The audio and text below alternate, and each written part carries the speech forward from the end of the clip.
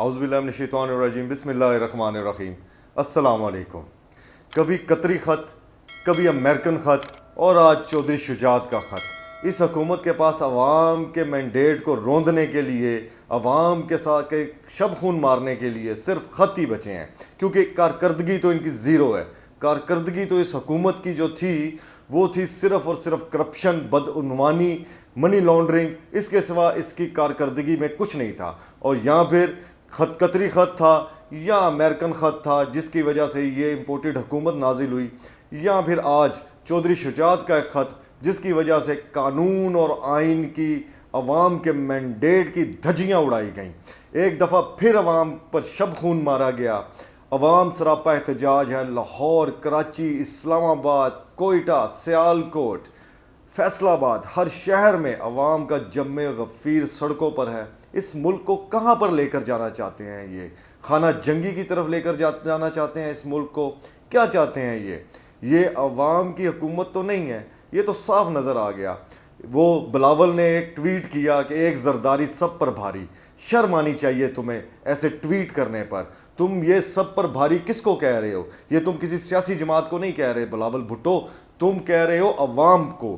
تم عوام کے اوپر یہ ٹیز کر رہے ہو، طنز کر رہے ہو تم کہ زرداری سب پر بھاری۔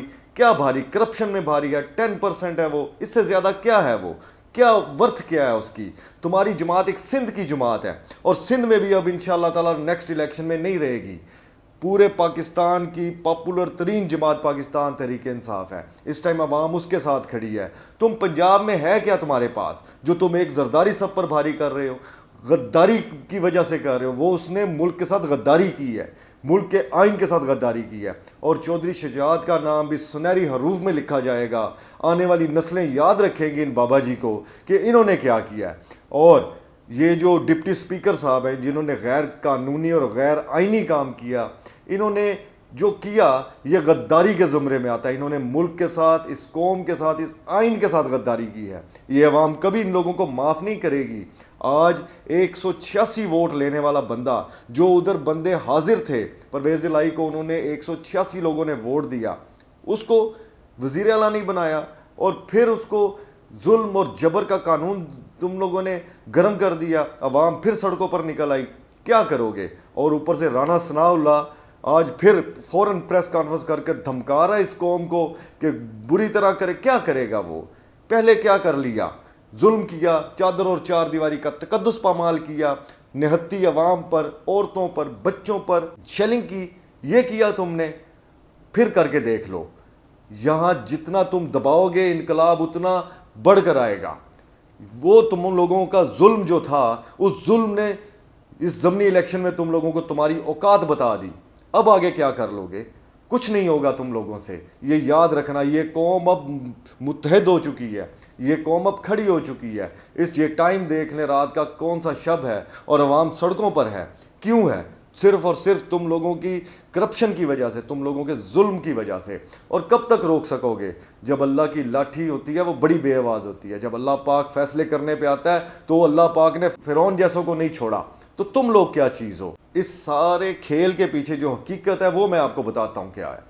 یہ پی ڈی ایم اور اس کی جتنی اتحادی جماعتیں ہیں، پیپلز پارٹی ہے، مولانا ڈیزل کی جماعت ہے، یا پھر پاکستان مسلم لیگ نون ہے، یہ جتنی بھی جماعتیں ہیں، یہ 13 جو جماعتیں ہیں، یہ بیسیکلی الیکشن سے بھاگ رہی ہیں۔ ان کو پتہ تھا کہ آج اگر پرویز الہی وزیر اعلیٰ پنجاب بن جاتے ہیں تو وہ الیکشن کی طرف جائیں گے، وہ عوام میں جائیں گے، اور عوام میں یہ ساری پی ڈی ایم جانے سے کترا رہی ہے، گھبرا رہی ہے، پریشان ہے، کیونکہ انہوں نے اس ضمنی الیکشن میں اپنا حال دیکھ لیا کہ عوام نے ان کو کس طریقے سے بری طرح ریجیکٹ کیا۔ آج جب انہوں نے یہ شب خون مارا، یہ جو آئین کی دھجیاں بکھیری انہوں نے، تو آج تو ان کو جشن منانا چاہیے تھا۔ پورے پاکستان میں اس پی ڈی ایم کی کسی جماعت کے کسی کارکن کو اتنی جرت نہیں ہوئی کہ وہ جشن منا لیں۔ وہ تو خود شرمندہ ہیں بیچارے کہ کیا پھنس گئے ہیں کہ ہمیں بھی لوگ لوٹا نہ کہیں۔ وہ شرمندگی سے اپنا منہ چھپا رہے ہیں، مگر ان کے دل یہ گواہی دیتے ہیں کہ ان کی جو یہ کرپٹ لیڈرشپ ہے یہ غلط کر رہی ہے۔ آج وہ جشن مناتے تو پتہ چلتا۔ آج جشن کی بجائے عوام سڑکوں پر نکل چکی ہے۔ اور سندھ میں ایک واقعہ ہوا ابھی، وہ یہ ہوا کہ کچھ پیپلز پارٹی کے لوگوں نے پی ٹی آئی کے لوگوں کے ساتھ چھیڑ خانی کی، ان کے احتجاج میں آ کر شرارت کی اور ادھر بھی لڑائی شروع ہو گئی۔ اور لاہور لبرٹی میں ابھی یہ پتہ چلا کہ ایک گاڑی آئی، فائرنگ کی، اس نے ہوائی فائرنگ کی، اور گاڑی جو تھی اس پر نون لیگ کے سٹیکر لگے ہوئے تھے لاہور لبرٹی چوک میں، اور وہ جو احتجاج کر رہے تھے لوگ ان کے اوپر چڑھانے کی کوشش کی گئی، جس کی وجہ سے ان میں پھر تصادم ہوا۔ اب سوچنے والی بات یہ ہے کہ یہ ملک کو یہ پی ڈی ایم کہاں پر لے کر جا رہی ہے؟ اس کے یہ امریکن پشت پناہی پہ یہ کر رہی ہے، کیا کر رہی ہے؟ یہ اس لیے کر رہی ہے کہ اس ملک کو سری لنکا جیسا ملک بنا دیا جائے، یہ چاہتے ہیں یہ۔ اب یہ احتجاج ایسے رکنے والے نہیں ہیں، نہ تو یہ احتجاج رانا ثناءاللہ روک سکتا ہے، نہ ہی، کیونکہ یہ قوم اپنے نسلوں کے لیے باہر نکلی ہے، یہ قوم پیارے پاکستان کو بچانے کے لیے باہر نکلی ہے۔